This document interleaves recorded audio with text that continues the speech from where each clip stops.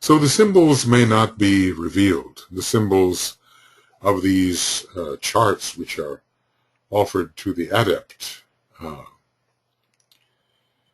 not revealed, but indicate the point of spiritual consciousness, not just soul consciousness or even divine consciousness achieved, but probably triadal consciousness. And but it'd have to go beyond that too if we're dealing with adepts and those who are beyond the phase of the adept.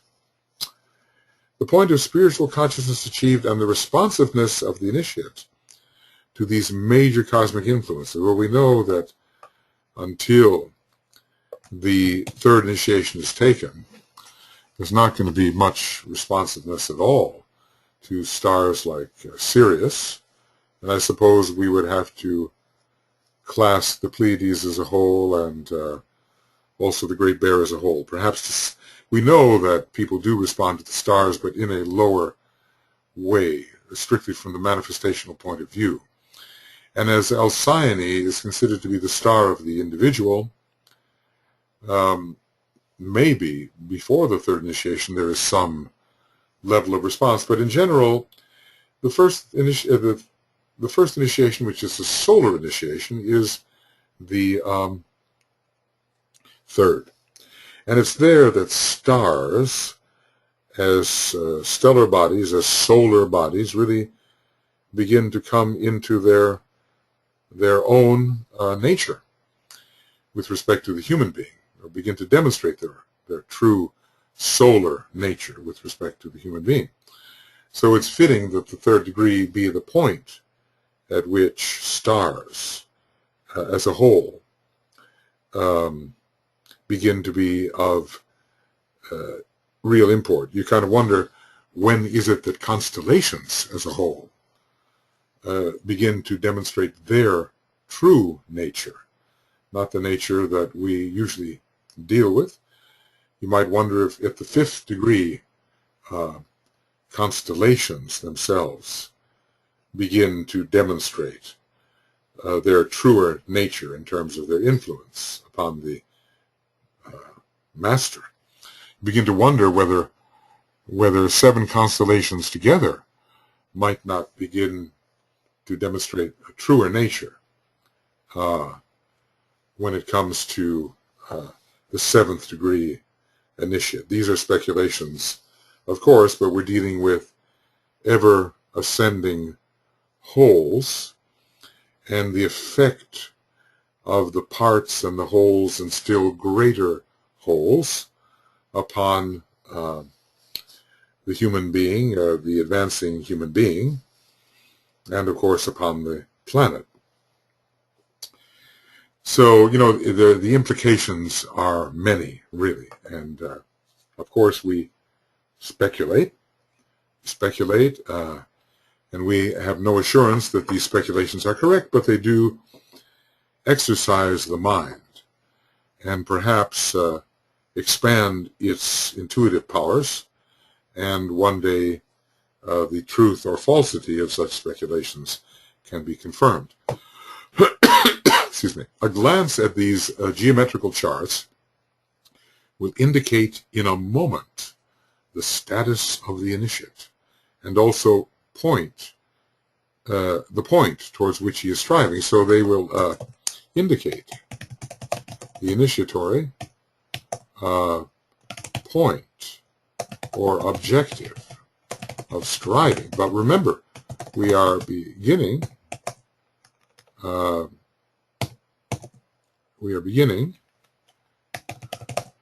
with the 5th initiation, because these charts are useful in the case of the adept or beyond.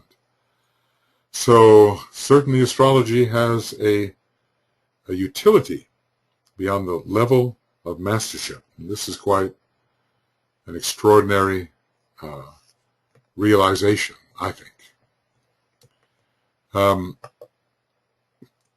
Okay, good.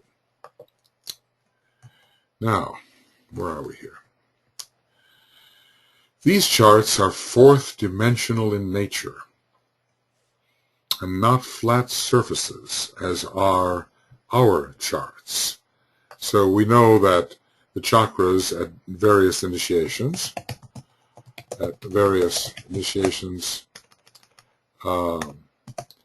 begin to turn fourth dimensionally. And so whatever fourth dimensional perception will mean here, there's probably some kind of interpenetration going on. So there must be specific ways of reading these charts which are not customary to us. And perhaps, and those of us who are interested in astrology, maybe we are learning something more about such charts on the inner planes at night. But it's difficult to bring this kind of information through. And besides, if the charts really are those of adepts and beyond, they only have a kind of a passing peripheral significance to our own case. He says, this is an interesting piece of information, but of no value, except insofar as it indicates synthesis, the fusion of spirit, soul, and body, and the point of development. Just an indication. It shows that the factor of synthesis does continue beyond adeptship. There are always new integrations to be made. Integration with the monad and with still higher groups within the globe lords and chain lords and the scheme lord. Always greater wholes will invite the participation of the monad. Okay, so we realize the extensive utility of astrology and how the process of the initiate is indicated by the geometrizing of the types of charts used. And, being able to read the point of evolution astrologically is an astonishing possibility. DK says it also proves the fact that God geometrizes where the soul is concerned. The second aspect is the great geometrician, the second ray, and the soul is of the second aspect. So with respect to consciousness, God geometrizes where the soul is concerned. And these charts are most interesting. Obviously, DK is having the opportunity himself to read such charts, but when he wants to know the status of one of his disciples, I don't think he has to resort to such charts, although he may see in embryo a tendency towards the interrelation between squares or form or matter, stars or consciousness, and manifestation, and spirit, where it is relevant. It might be possible to look at our own astrological charts and complete some triangles where they don't exist, complete some stars where they are partially formed, and complete the squares. If we have a T-square in our chart, it's most interesting to look at the point opposite the short leg of the T-square, which would complete the grand cross, and see what our opportunity for synthesis in form may be. So far as we're reading these charts without true knowledge of the soul who is concerned, we are obviously reading at a fairly superficial level. So often it's the case of how the personality can align with the spiritual influences, and how soul influences can be conducted through the personality mechanism. But we're talking about beings here who have far transcended personality and even the limitations of what we call the soul on the higher mental plane. They have transcended that, though they have not necessarily transcended ego, higher ego, on the triadal levels, because there are initiations being given on those levels, quite high initiations, depending on the perspective. Sometimes the fifth initiation is associated with the Atmic plane, but also sometimes with the Buddhic plane. So the hierarchy has its own type of astrology, most definitely. The relation of Leo to Cancer through Neptune has already been touched upon and is, of course, apparent to you if you have the slightest understanding of the consciousness aspect of evolution. Well, the sensitive consciousness of Neptune leads to the self-consciousness of Leo. Sensitive desire consciousness of Neptune in Cancer leads to the self-consciousness. Oh, how do we do that? SF. That's not working. Self-consciousness of Leo. And, you know, Cancer is mass consciousness and leads into the focused individual consciousness of Leo. Of course, he's not really emphasizing here he will, I think, the heart of the sun factor, which the veiled Neptune, the veiled Neptune, veiled by the sun, offers the developing initiate. Neptune is not only connected with the solar plexus. It's obvious that since it is the planet in which the sun stores its fires, as it were, its solar fires, it has to do with the heart center very much. Even though it's not one of the planets given for the heart center, Jupiter and the sun are, in a certain sense, at the second initiation, Neptune is, or should be, I think, connected with the heart center, the fires, the solar fires of the heart.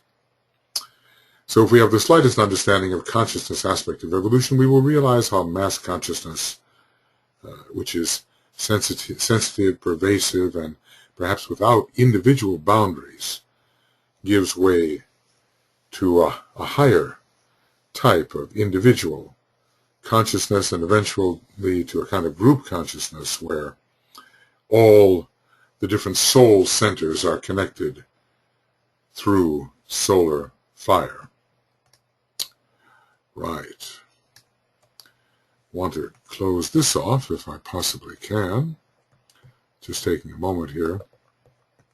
One day maybe all this will be edited and the nonsense will be removed. All right. There is, first of all, the mass consciousness. I guess he's going to say what I was trying to say here. There's the mass consciousness. Then the consciousness of the dramatic, isolated self, which is very solar in a way. One is reminded of the Louis XIV, the Sun King, who actually was a Scorpio, it turns out, with lots of Virgo, but he had, I think, the Moon and Venus in the sign Leo. And this gave him perhaps his flamboyant nature. The consciousness of the dramatic, isolated self, and finally, again, group consciousness, where Neptune comes into play, because Neptune is the planet which breaks down the barriers between the isolated egos. Finally, group consciousness, which is, in reality, the highest forms of group consciousness and individual consciousness combined together in service of the plan. So the sense of individuality, of a related individuality, is sustained. The sense of a related individuality is sustained. It's a bit like buddhi manas, we don't go fully into buddhi and forget manas. We sustain our monastic capacity, but is infused by buddhi. We sustain our individual consciousness, but it is no longer a separative individual consciousness. It's the second stage of Leo. It is I am that, not just that I am alone and isolated. That's a bit more like Saturn in Leo, but Neptune in relation to Leo brings the formerly isolated individual into harmonious, unitive rapport with others of his kind. So reflect on this definition, for it will stimulate you to understanding. So he says, group consciousness is the highest, which is in reality the highest forms of group consciousness. And finally, again, group consciousness, which is in reality the highest forms of group consciousness and individual consciousness combined together in the service of the plan. We are both the point and we are the circle, and we cannot relinquish the point. The final stage of Leo is called the relinquished point, but in a way the point is then found everywhere. God being what? An intelligible circle or sphere whose center is everywhere and whose circumference is nowhere. This is a great definition, I think, by Pascal, who was both a mathematician, a philosopher, and a mystic, apparently. So, an excellent definition here of group consciousness, including the soul aspect of group consciousness and also individual consciousness. Every master is still, in a way, an individual and is individually responsible and has a certain equipment built up over millions and millions of years.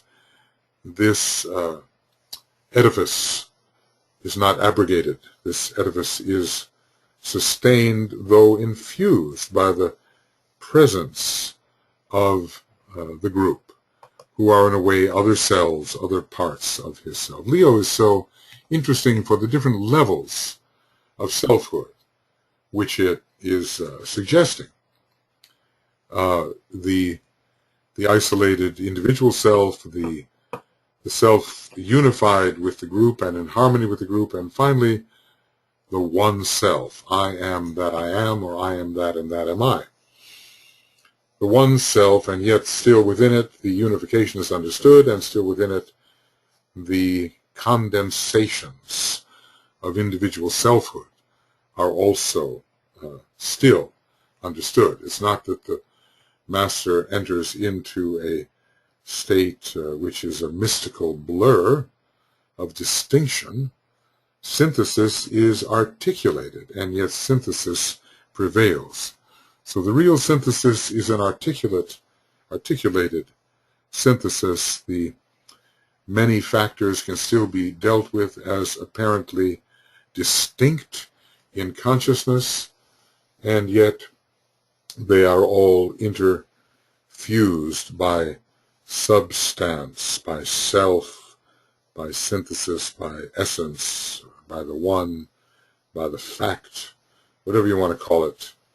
Suchness is the all-pervasive substance of every apparently distinct factor in the consciousness of the universal logos. So the peculiar significance of Leo in the general evolution of consciousness, particularly in the human family, is determined by the control of what? Of those two mysterious planets, Uranus and Neptune. Now, interesting.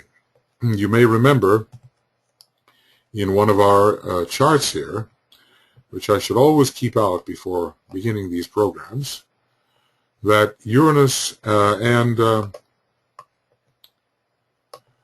Uranus and Neptune are the two most elevated of the synthesizing planets. The many other planets seem to cluster around Saturn, even though we are told that Mercury is bound to be absorbed by Uranus and Venus by Neptune, but you kind of wonder whether they aren't, in a sense, absorbed by Saturn first. This has still to be established, but one day Saturn itself must be absorbed, and maybe different aspects of it absorbed into one or other of the two major synthesizing planets. These are speculations, but the speculations are meant to, promote the sparking of electricity between different contents of consciousness, perhaps under the influence of an idea. Okay, so it's determined by the control of those two mysterious planets, Uranus and Neptune. Not very highly unfolded, but extremely highly developed, if you know the distinction there. They are great beings, but they have not yet unfolded their nature to any great extent because they represent the higher centers. And just as it is in the human being, the lower centers unfold first, even though they are lower in nature than the higher centers. So in the man who is ready for initiation, you have therefore a dual control, that is the sun itself, and also the sun as it veils the influences of these two planets, or rather as it focuses them and transmits them with intensity. Well, veiling, at first it may be a real veil. And by real veil I would mean that because the ahamkara, or the sense of I-ness, is so strong in a solar sense, you just don't get much of the transcendental energies of Neptune and Uranus.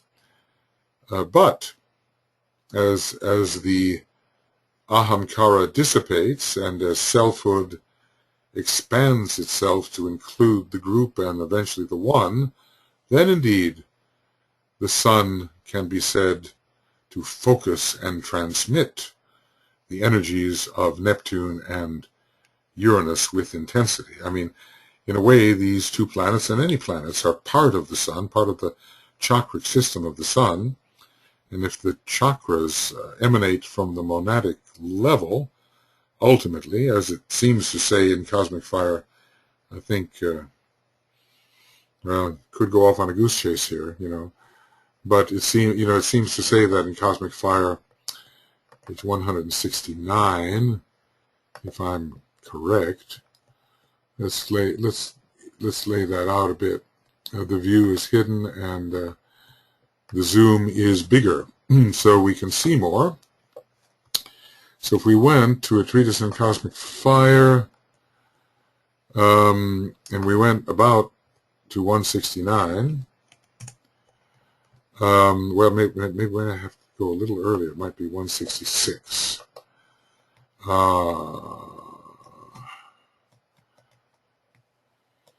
Yeah, bodies of fire, 166, 167.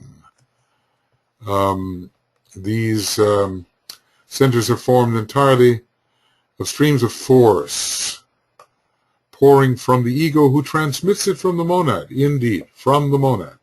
That's the important statement, isn't it? Transmitted from the monad.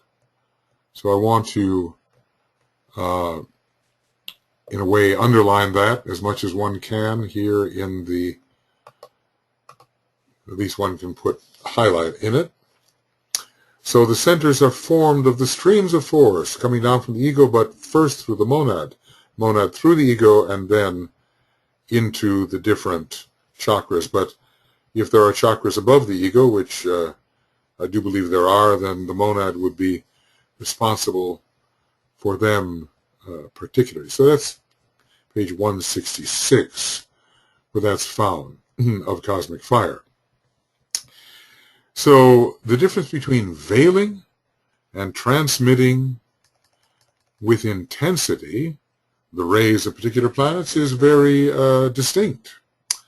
and it has to do with the stage of evolution at which we find ourselves. All right. This produces the following developments. 1. The sun. Full self-consciousness. Well, okay. How full?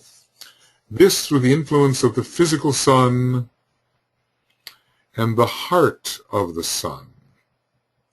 Produces awareness of the relation of the higher self and the lower self. Man becomes aware of his essential duality, and in this particular case, this type of sun represents soul infusion. Higher self infusing the lower self. But of course, that's, what is the self and how full is this type of self-consciousness? Eventually, the sun could be a triple sun and could represent monad, soul, and personality. But anyway, full self-consciousness, fully aware of one's personality vehicles, of one's soul vehicle, and eventually fully aware of what one is as a monad, I would say. Now, Uranus, which is a very, in a way, mental planet, as well as a planet of will, occult consciousness, or that intelligent fusing condition which produces the scientific at one moment, not the mystical at one moment, but the scientific at one moment of the two factors, higher and lower self, through the intelligent, occultly intelligent use of the mind. So Uranus fusing higher self and lower self through occult intelligence. Here we have the intelligence not as a discriminating separative factor, but as a linking factor. We know how much seventh ray there is in Uranus, and we know of the fifth ray, we say three minds unite.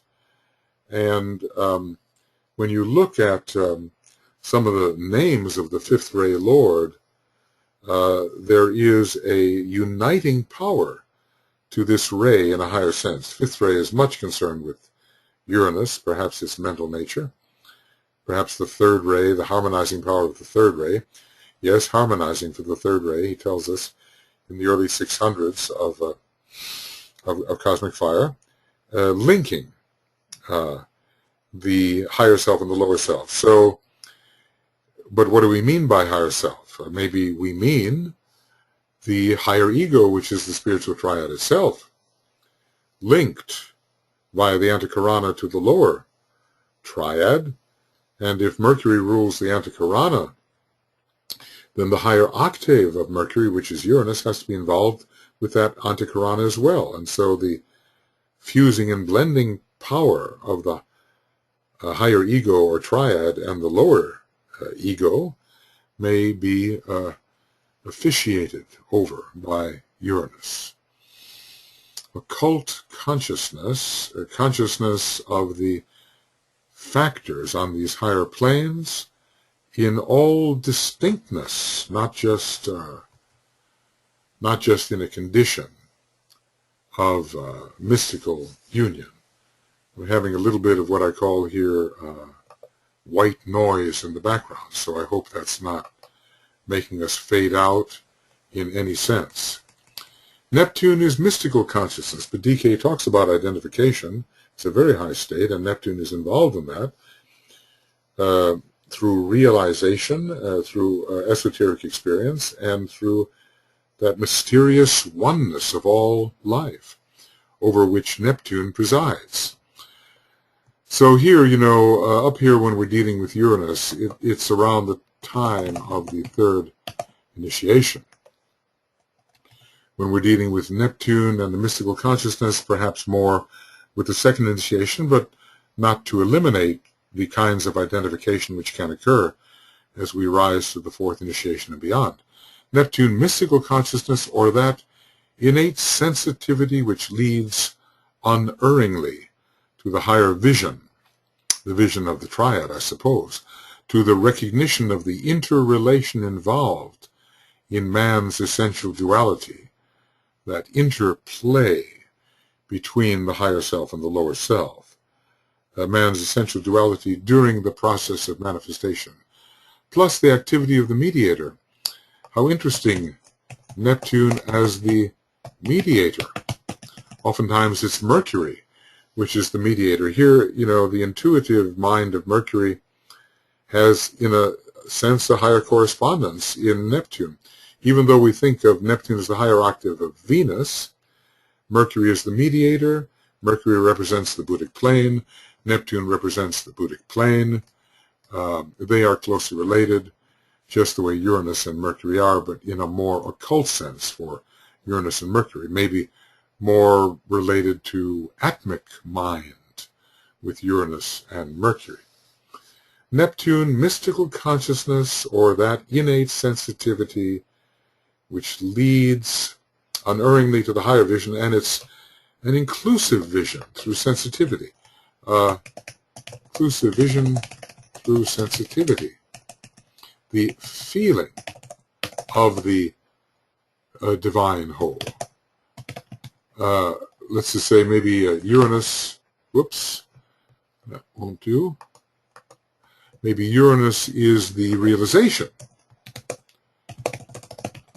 of the, not divine will, of the divine whole. Sometimes these autocorrects get ahead of me here a bit. So, to the recognition of the interrelation involved in man's essential duality during the process of and it's the feeling.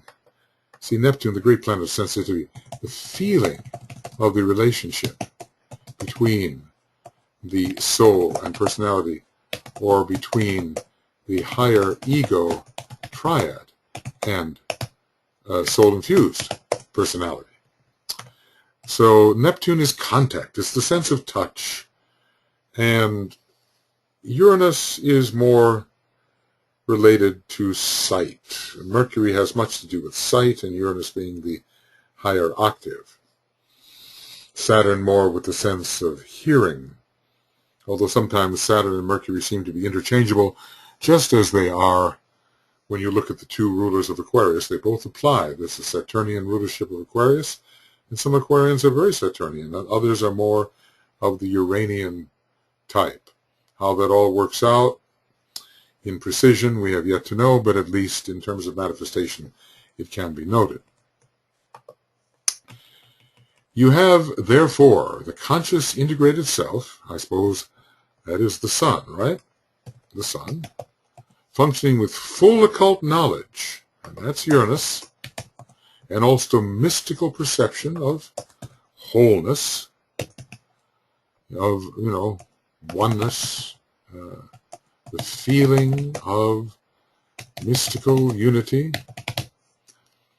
When the influences of Leo, focused through the Sun, Uranus, and Neptune, have been carried adequately forward in the life of the advanced disciple. Now, what is an advanced disciple? I dare say it's going to, in this particular context, beyond the third degree, I would say. Beyond the third degree. Because after all, Uranus, as veiled by the sun, comes in particularly at the third degree when it's possible to fuse via the antikarana aspects of the spiritual triad with the soul-infused personality. Now, maybe some of us have inklings of what all this is about. I mean, when we first start our soul infusion, the sun is perhaps an adequate symbol, and Venus, a kind of lesser sun, is involved, and we have the very first part of the antikarana leading to, the sense of the soul as the great sunflower and globe of light and love on the higher mental plane. But then when we start getting into the antikaranic aspect of the fusion, then Uranus and Neptune are needed, and therefore higher aspects of the sun. The sun can never be less than Uranus or Neptune, never. But higher aspects of the sun are involved. The I am that aspect of the sun with Uranus, and perhaps the I am that I am, what did I say? With Neptune. I am that perhaps with Neptune, or I am that I am with Uranus, although there are ways in which one can reverse those, because you might wonder whether Neptune is not ultimately in this secondary solar system the most powerful of all the planets, being monadically on the second ray. Well, this is one of the reasons why Leo is a sign of such paramount, on top of the mountain, paramount importance, certainly to humanity. You know, remember the, what do we call it, most human of all the signs, and why the intelligent Leo subject, yes, at least that, and he becomes intelligent through the fifth ray dispersed by Leo, can usually attain his goal once he accurately perceives that objective. So there's great willpower here and great intelligence. The, let's see, how do we put it? The first ray and the fifth ray. Willpower and intelligence, and also great consciousness as the particular fire sign which is most related to consciousness. These are all involved. Consciousness of the integrated self. An I that is more than the isolated individual, but the I that is we. We begin to perceive that, or at least the higher power, the higher self begins to come in, and the essential duality of man begins to be excuse me, understood by the Leo subject. And also the mystical perception of Neptune, meaning the boundaries between things give way and the mysterious oneness is perceived. You kind of wonder the extent to which Neptune is involved in the state of isolated unity, which is more fully appreciated by the master. Sometimes when I look at Neptune and Uranus, you know, after all, Uranus does come first and Neptune comes second. Kind of wonder whether that position of Neptune, maybe a visitor to our solar system altogether, doesn't give it a higher order in our particular second ray solar system. Yes, focus for the sun. Uranus and Neptune. Okay, full occult knowledge of Uranus. Full occult knowledge. That means esoteric experience, something that's very important when it comes to the factor of identification. This sign has frequently been described as the battlefield of the forces of materialism and the forces of light.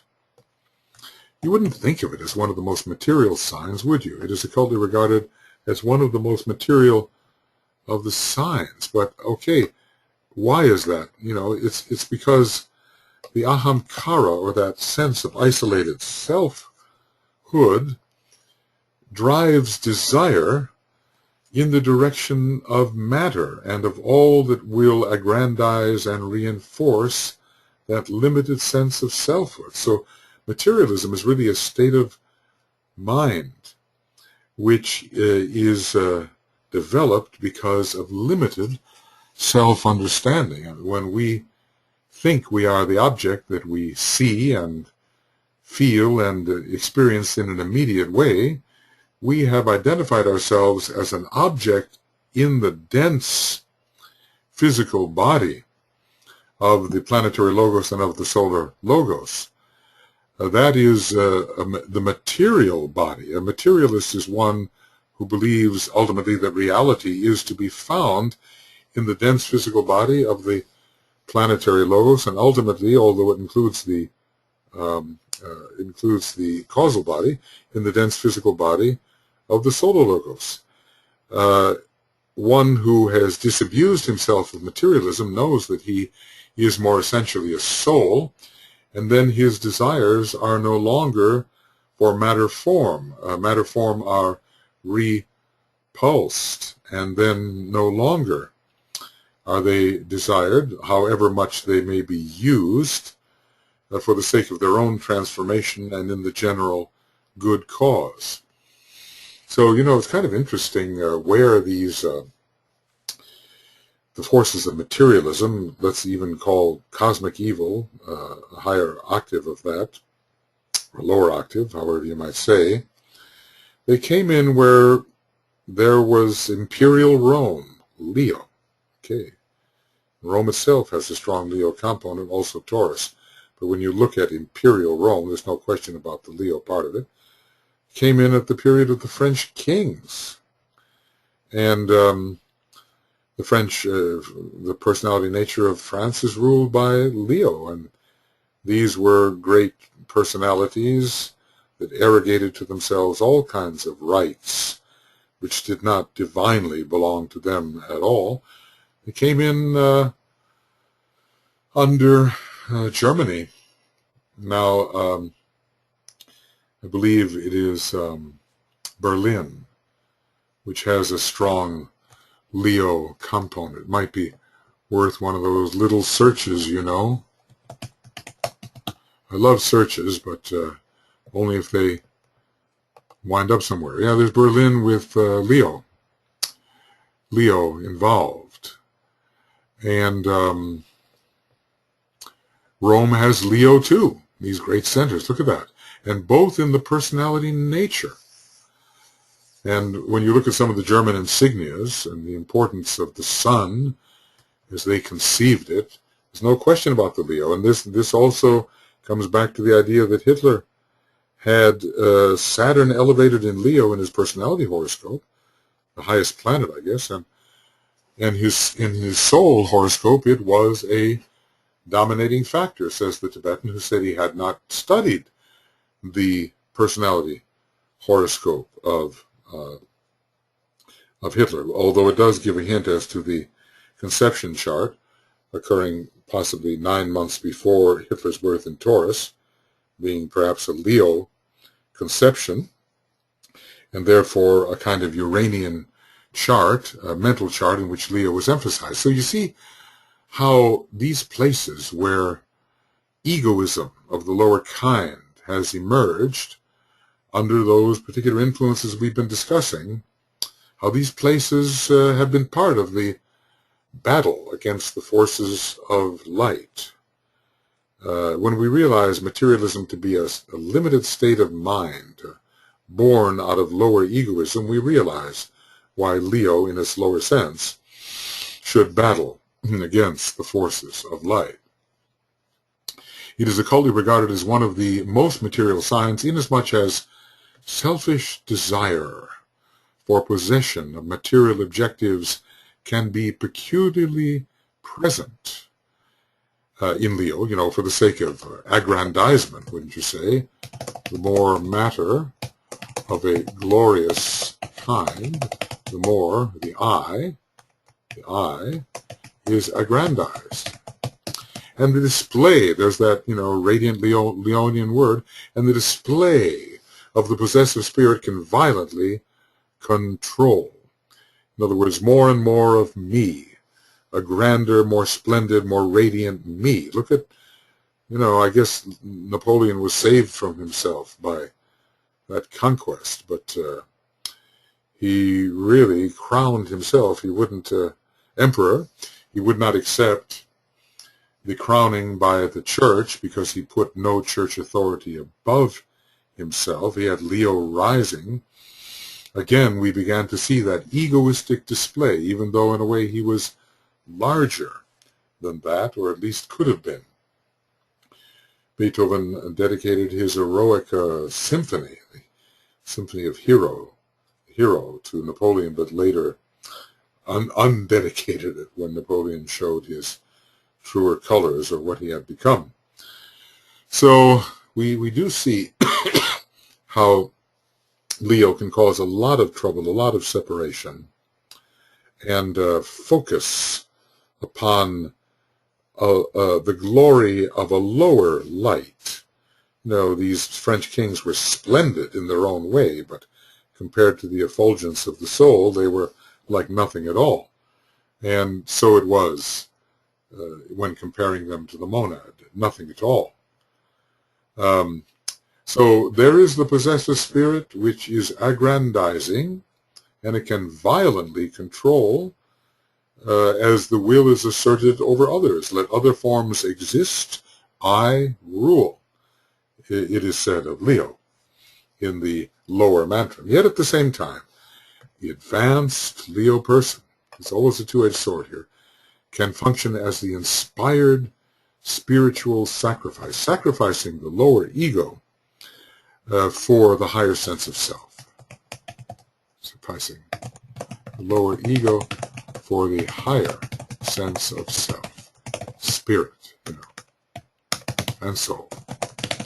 He is then sensitive, and that's the word for Leo, sensitive, and that brings in the Neptunian connection. He's then sensitive to world conditions and freed from personal desires, because the higher will controls. Higher will controls and blocks out personality and its personal desires. So it's quite a drama for the Leo individual, is it not? And that Leo individual has a battle within himself. I think that battle is fought out in the fifth petal of the egoic lotus. Fought out in the fifth petal. I'll put it down. A battle, spell it right, fought out in the fifth petal of the egoic lotus, because you can reach heights of egoism in that petal. And yet, if the king falls and realizes his impotence and that there must be a higher power than he, as a lower ego, is, then the path of aspiration opens up in the process of the fifth petal. And eventually, when the fifth petal is fully unfolded, corresponding to activity within the seventh petal, there's going to be the first initiation, or the birth of the true king, or the birth of the Christ. First as a babe, but eventually to be the true king of soul and even king of spirit. So it is a battle for the Leo individual, and the cleavages can be very great. Remember, the fifth ray rules the law of cleavages, and there can be such a cleavage when the first ray, fifth ray type asserts himself. DK says, in terms of psychopathology, that such people can make themselves untouchable, meaning you just can't get near them. The ramparts of separativeness are so built up. But if the requisite suffering occurs in the fifth petal of the egoic lotus, we have the transition from egoism to the defeat of the ego through much suffering and the growth of a sense of perspective, which brings a view of the higher power into sight, and eventually a full following of the path of aspiration. One becomes a probationer, one becomes a true disciple, one becomes an initiate of the first degree. All of this can be developed there in that fifth petal. So, DK gives us these different perspectives, doesn't he, on astrology. We read conventional astrology, and certain thought forms are formulated, and they are passed from astrologer to astrologer, who repeat these thought forms as if they were gospel and so forth. But DK's insight is different.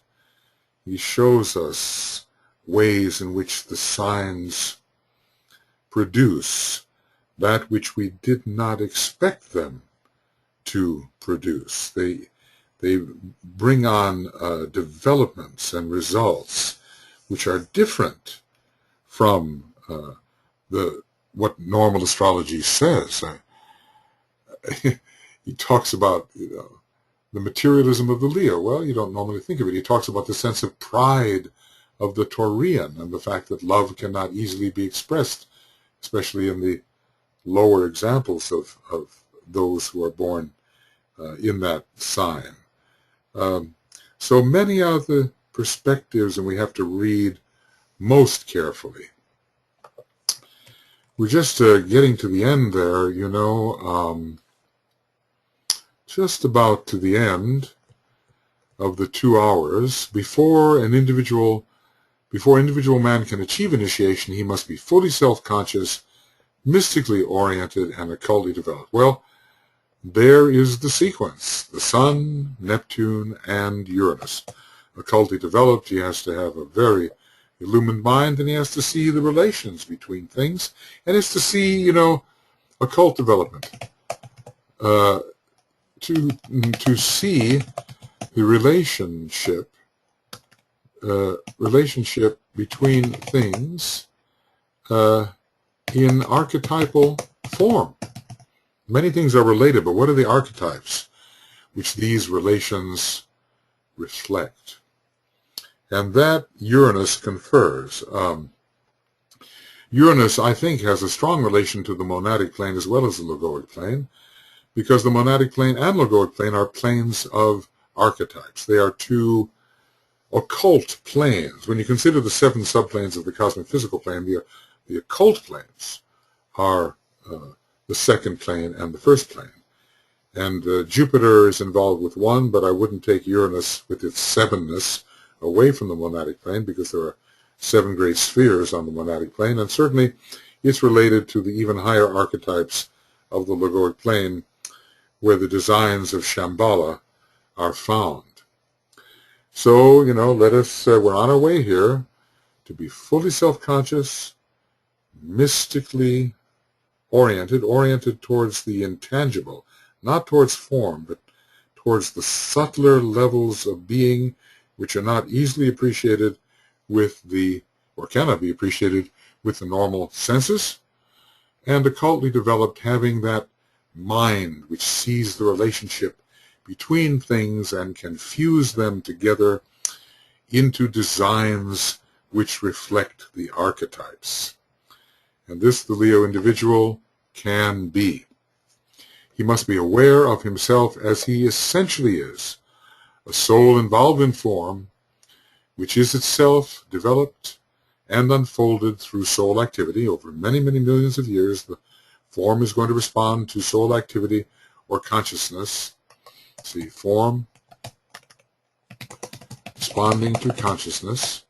As consciousness increases, the form refines and becomes more geometrically beautiful. He must be a developed mystic, sensing wholeness, sensing subtlety, sensing all kinds of impressions which escape the normal crude person, capable of pure vision. Now there is, well, that's a Neptunian combination. Neptunian combination, pure vision, motivated by spiritual intent. Neptune again, and able to perceive the uses of inherent sensitivity. We do have inherent sensitivity, and there's all kinds of subtle contacts which we are obliged to make in order to help fuse this world.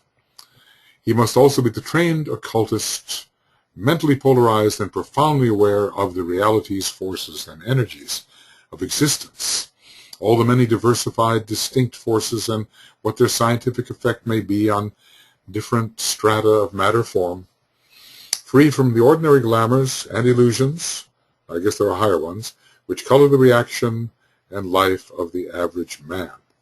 Well, you know, it seems to me that this is really worth repeating.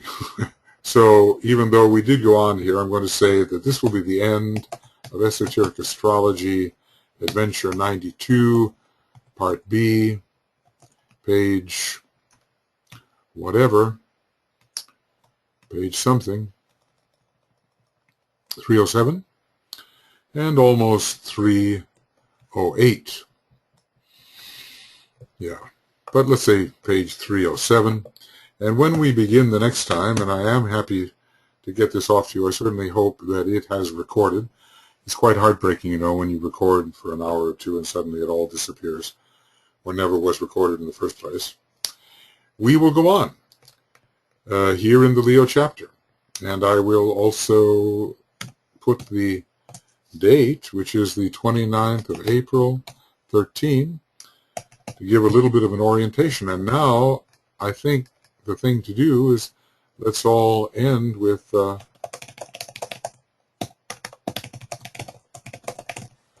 great invocation. Let's do that, and that will bring us just to the point where we need to be. So, from the point of light within the mind of God, let light stream forth into the minds of men. Let light descend on earth. From the point of love within the heart of God, let love stream forth into the hearts of men. May Christ return to earth. From the center where the will of God is known, let purpose guide the little wills of men, the purpose which the masters know and serve. From the center which we call the race of men, let the plan of love and light work out, and may it seal the door where evil dwells. Let light and love and power restore the plan on earth.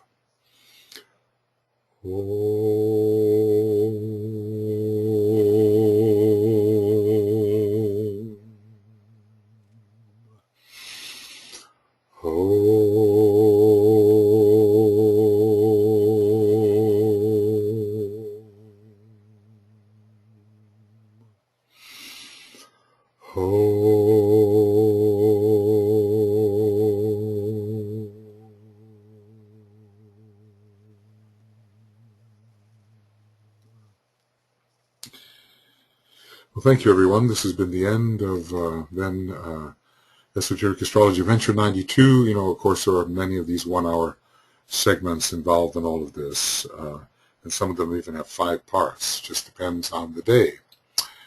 So we will continue here with page 307 at our next occasion. And I will call this to an end at the moment. All right, very well then.